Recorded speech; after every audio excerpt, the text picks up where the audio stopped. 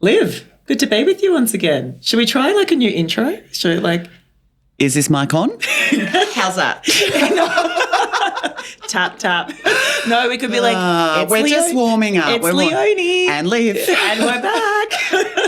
Always happy to be here, especially with you. Yeah, same. I have to say today we have thoughts about a really serious topic. So where we usually would have a little bit of a yarn and catch up, I actually don't. I just want to get into this. Yeah. I feel as though I have so many feels. So as you know, for the last couple of weeks, the media has been blowing up about violence against women. And I just feel like it's story after story after story. And it's like quite confronting and extremely anxiety riddling. And I feel so incredibly compassionate towards those families of the victims and everything that's going on. Our latest stat as it stands today as we record is that on average, one woman is killed every 4 days by her partner. That makes me so incredibly sick even saying that. It's horrific. Right? Like I've literally lost for words. It's so incredibly sad.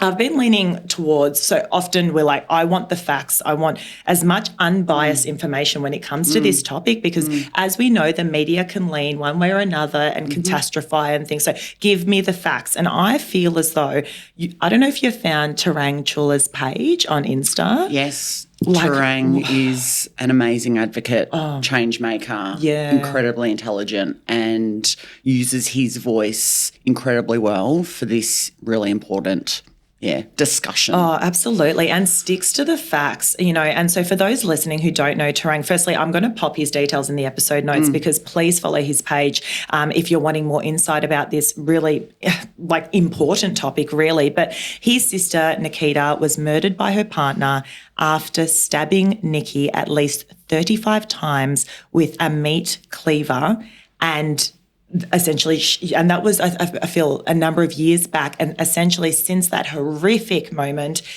he has been the biggest advocate for violence against women. And I feel as though, you're going through Insta and I'm getting a lot of my news through Insta on this. And, so many topics. I was watching something on The Project more recently. Angie DeMoro's daughter, Celeste, was killed by a stalker who used a hammer to smash his way into her bedroom and a kitchen knife to stab her to death in 2020 and didn't even get life in prison. He got 36 years. And the mum's on the project going, how can that be when all of the evidence shows that this person is should not be in society? This person took a life.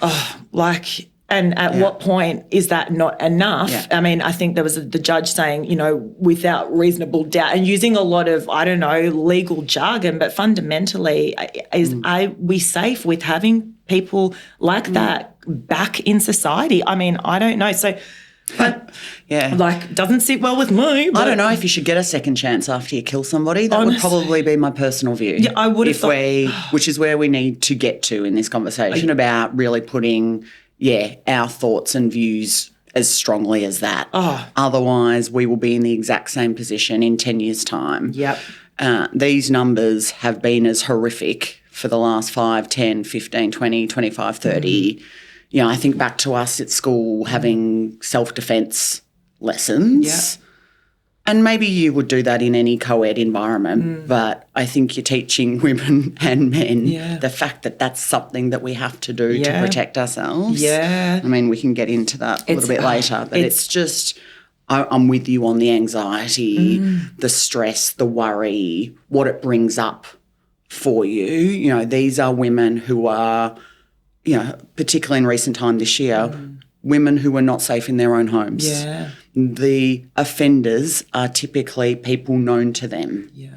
And that is really terrifying. Absolutely. I think, they had their emergency national cabinet meeting and because everyone's like, Albo, what are you doing, mate? What are we doing? Because we need action and we need it quickly. Enough is enough. Honestly. Yeah. So, look, I'll give you a bit of the stats about essentially what came out of that. So they've invested proposed to invest close to $1 billion over the next 5 years for a number of programs, including the Leaving Violence program, which essentially supports women leaving a domestic violence situation. They've also got a lot of money put towards prevention of violent and misogynistic online content as well.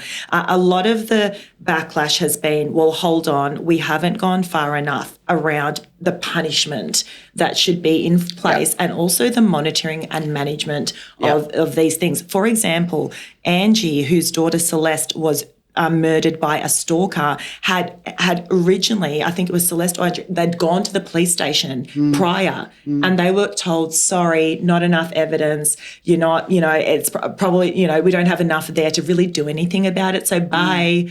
And she was just like, you don't get two chances with things like that. So where are the structures and the legal frameworks and the punishment to minimise the risk of these things happening? And so, there was a lot of people were sort of proposing a national register for offenders, electronic monitoring, and national coordination of intelligence on serial violent offenders, and also serious consequences for perpetrators. Now, Albanese has left that to the state governments to implement, and most people are like, are you just kicking that down the road? I'm like, okay, absolutely. The victims need support and finance to get themselves out of these situations, 100%. But also we need to have enough punishment or enough, management in place to ensure that the people who shouldn't be in society, who are, are locked up, cannot offend.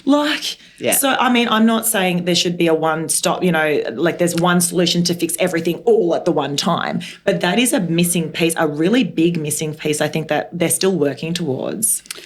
It's huge, this issue. And, just hearing you talk, all I can feel is that sense of overwhelm around how complex the issue is, and that any solution is going to take time and will have to be multi-pronged in a sense of, system, the criminal justice system, police resourcing, frontline services, behaviour change. I mean, that just feels like a really obvious place to start. The government probably can't do a whole heap around our societal norms and how we talk about women and women's bodies.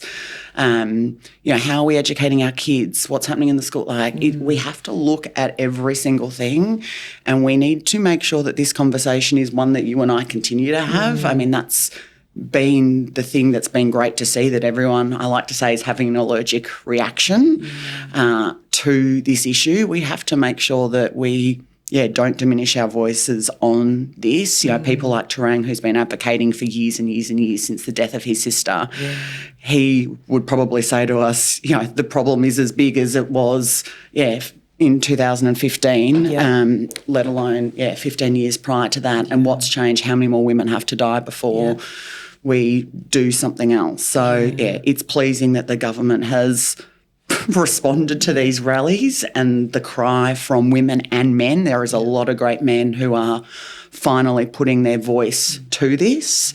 Because I think that's the biggest thing. This is not a fight between men and women saying all men are acting in this way. It's not. It's a select few that are acting in this way because of multiple reasons. A lot of mental health issues are involved there as well, and that's a completely different kettle of fish when it comes to our mental health system and people being able to get the help that they need. That's, something we won't touch on today. But, there's mental health issues, there's cultural issues, there's all these things, and it really is a select few that are convicting these crimes, which are leading to murders of women. And so I think, if you're a man listening to this, or, other mums out there who have husbands and blah, blah, blah, it's the men that should also be standing, and have been, but perhaps even more, because I feel men, even just watching people on the media, the way that they act. I watched Life Uncut did this thing, I think Brittany and Laura were having a really, great conversation around this topic, and their other host, who's a guy, forgive me, I don't know his name. It was on the Mitch? radio, potentially. Yeah. I thought he was good. Like, he didn't say much in the clip that they showed. I looked at the comments, and the comments were like, isn't it interesting, the only guy in the room saying nothing? And I was like, well, that's a bit harsh. Because bit unfair. Context, people. Like, like the guys, but also, and maybe he said more and it just wasn't in that clip. But I guess the point is there seems to be this whole thing around, is it awkward for me to speak up because I'm, but no, if anything, we need the men to speak up just as strongly as the women. I mean, in our household this week, Mark and I had a conversation just around safety, and I said, we were just talking about when I go for a run, there is call it 150-metre stretch that is effectively woodland. Yeah, okay. And every time I run into that, I think, who is going to jump out of the bushes and try and get me? And I said to him, do you ever feel like that? Yeah. And he said, well, no, that would never occur to me. I said, that is women who are walking to their cars at night time, who, will not catch a train at night, who at 8 o'clock in the morning when I go for a run, the same run every Saturday morning, should I change my pattern in case someone was there and knows that that's what I do? Yeah. And that's kind of the contextual bigger, big part of the issue when I talk about what's going on in society and having a conversation. If we can have more of those conversations within our own homes and ask for, men to be accountable and understand and listen is the big thing here, and then participate in the conversation. Yeah. I think we will start to see more change. I mean, it's hard not to be freaked out. I remember I went to a book launch 2 weeks ago in the city. It was nighttime when I left the Emporium, walked back to my car. There were people everywhere, but I was going down one of the main streets in the city.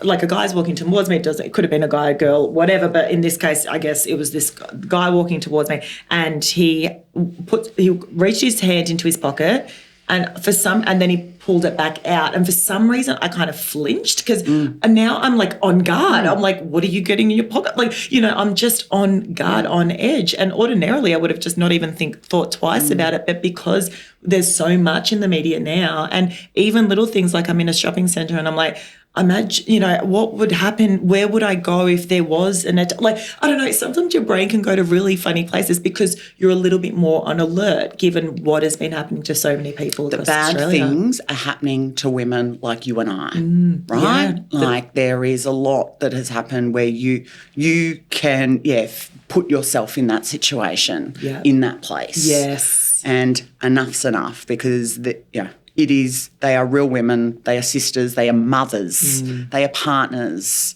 they are daughters. It's just, I'm done. Where do we start in the conversation? Like, I'm curious, obviously, you work in HR. Where do we start with the conversation, even when it comes to, I guess, our organisations? Are you seeing disparity? I mean, we always talk about the inequality. Is it still very prevalent? What's it looking like?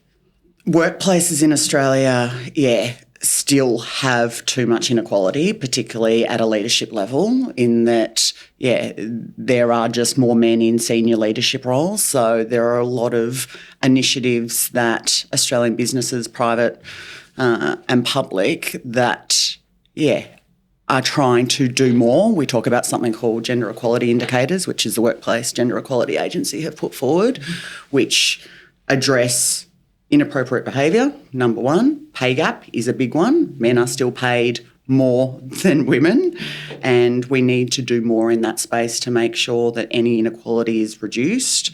It's a lot around governance. So what is the makeup of your executive, your board? Are women, do they have a seat at the table? And the fact that there are more targets and quotas in place now will drive change, which is a really positive thing to do. I mean, if I think about our organisation in particular, I'm very zero tolerance on inappropriate behaviour. So, we must have an organisation that is free from, sexual harassment, as an example, bullying. And, I'm lucky to work in a place where our board and our executive support that completely. But we need more leaders who share that view, because it is still too prolific, what I hear, in other organisations that go, which I think is why I talk so much about behaviour and women, men, all standing up and being very clear about what is okay and what is not okay. And for people to feel safe and find their voice, that if you see something, you say something. Don't walk past it. Do not accept it. If you walk past it, you are showing that you accept that behaviour.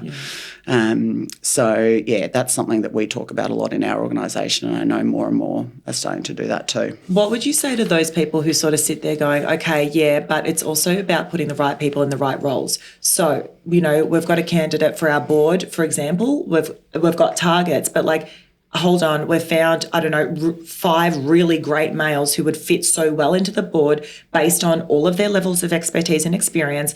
We have 2 females, but they're not quite there, but hey, we've got a target to meet. So we'll put them in a lot of people are like, are the targets, positive? Nothing's going to change unless you change something, right? Yeah. And if I think about the legal environment as an example, which is what I know very well, predominantly most barristers are male. So we will brief primarily male barristers.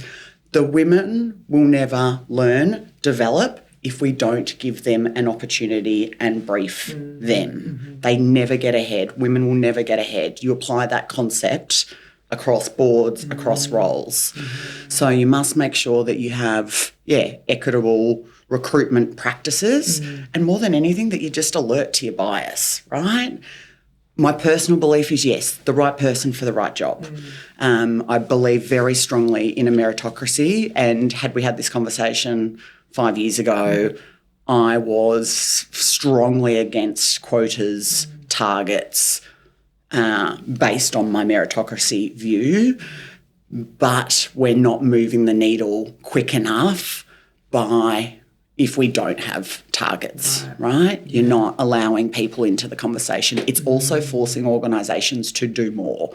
We are putting in place leadership programs for our women so that they have the same opportunities as, any man, because there is some inequity, inequality around the opportunities that women get. It's not easy. It's a really good point, actually. Super complex. But if you don't force the hand, the men will keep getting the jobs. And I work with lots of great men, and if they are the right person for the job, then I want them in the job.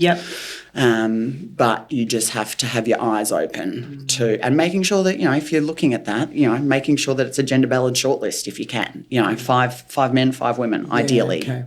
Choose the best person, but make sure there are women on the shortlist. Yes, understood. Yeah, it's a really valid point. I wonder if we turn to more of a parenting lens now. We're mothers to boys.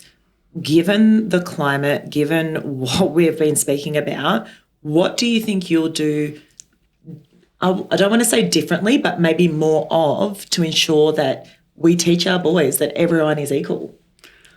I'm just thinking about some recent examples. I mean, they're so little at the moment, but, it starts very early. Like the little, Harry, my 3-year-old, I don't like girls. I'm not going to play with girls. Girls are stinky, which is all, fine and harmless and totally innocent. But we start having a conversation about equality, and girls are the same as boys. And, one of my favourite memories is, for Tommy, who loves footy, the first footy game that he saw was a women's football game. He doesn't know any different that for the last 110 years that has primarily been a man's. He will just never understand that as a concept. So, our parenting approach is absolutely to just for there not to be any difference. And do not shine a light or talk about, gender roles. That's why, you talk about the mental load, sharing that, being a partnership. There's not female and male domestic duties. We try and work through that. And I also think it's them obviously seeing the way in which, we operate as a couple, right? And the family dynamic, and seeing dad always pitch in as much as mum does. Correct. And in your case, you've got quite a demanding role that they're seeing a lot of dads sort of supporting, and you've got that balance, which is amazing for them. They won't know any different, right? I think that's the best approach to parenting, that it's not actually a conversation that you feel like you need to have. Yes. It just becomes natural. Yes. Is that how you think you... Yeah, look, and it's funny because on my side, little Charlie, he does have a couple of boyfriends, but a lot of his closest friends are girls. Yeah. And so he said the other day, something about like only girls or something. And I said, no. And so the complete opposite. Yeah. And I was like, no. It's not about girls and boys. It's about your friends and who you want. We were talking about his birthday party coming up or whatever it was. But, it's like just regardless of which way they're sort of angling, it's just like, let's just get gender out of the conversation and talk about your friends as they are. Doesn't matter if they're girl or boy, And respect. And respect. Right? Respect for everybody. Yeah. That's just got to be the values that you come back to. Yeah. And I think that's a good framework. Absolutely. And to your point, it's not necessarily about sitting down and having a conversation with our 5 and 3-year-olds or whatever. It's actually more them seeing the respect in our relationships, the way we conduct ourselves. We don't always get it right, but on average, just trying to, I guess, show a level of respectfulness within the household so that they think that's the norm, right? And then perhaps it's also that funny thing of like, fortunately I haven't come across this yet, but the friends they spend time with and ensuring that they their families share similar values as well. Yep. We've been quite fortunate to date. They're quite little, so I think, we haven't run into those complications, but I'm sure as we, they get a bit older and there's more people in the year level and there's other people, that they might take interest in. It's like it kind of goes back to what we were just talking to about what we're asking of men, that we're teaching our children that around understanding good and bad behaviour. Yeah. And if we can teach our children to understand that, then we are, raising a whole community and tribe of people who, will contribute positively to society. And let's hope that, the female violence decreases significantly, because it cannot continue. Yeah, 100%. Any final words? I feel like we've covered it. I mean, look, at this point, and what I will do, as I said, is I will add Tarang's details in the show notes for others to follow.